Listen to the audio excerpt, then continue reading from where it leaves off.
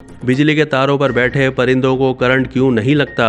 परिंदे तारों पर एक साथ बैठना क्यों पसंद करते हैं? आपने अक्सर देखा होगा कि परिंदे बिजली के तारों पर बैठे हुए होते हैं। दर हकीकत मुतअद्दिद परिंदे एक साथ तारों पर बैठे होते हैं, मगर वो ऐसा क्यों करते हैं और उन्हें करंट क्यों नहीं लगता? अब तक साइंसदान इस बारे में जो कुछ जान चुके हैं वो काफी दिलचस्प है। बिजली के तारों पर बैठे परिंदों को करंट क्यों नहीं लगता? इसके लिए पहले ये जानने की जरूरत है कि बिजली किस तरह काम करती है।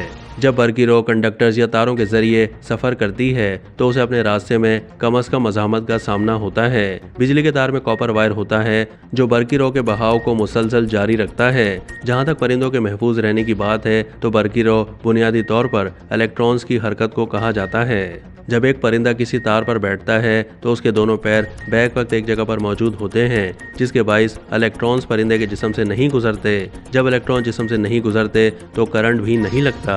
अलबत्ता परिंदे के जिस्म का कुछ हिस्सा भी खंबे या तार से छू जाए तो फिर बिजली के झटके से उसे कोई नहीं बचा सकता। मगर परिंदे तारों पर बैठते ही क्यों हैं? यकीनन परिंदों को तो साइंसी इल्म नहीं है, बल्कि उनके तारों पर बैठने की वजूहात मुख्तलिफ होती हैं। मौसम सर्द हो तो तारों पर परिंदों की तादाद भी बढ़ जाती है, क्योंकि उससे उनका जिस्म कुछ गर्म होता है, जबकि अपने दीगर साथियों से जुड़कर रहने से भी उनकी जिस्मानी हरारत महफूज रहती है। एक और वजह खुद को शिकार होने से बचाना है। बिल्लियां परिंदों का शिकार करती हैं और उनसे बचने के लिए भी परिंदे तारों पर बैठना पसंद करते हैं। तारों को तरजीह देने की एक वजह खुराक की तलाश भी होती है। तार पर बैठे परिंदे को दूर तक अपनी ग़िज़ा जैसे कीड़े, फल और दीगर को देखने में मदद मिलती है।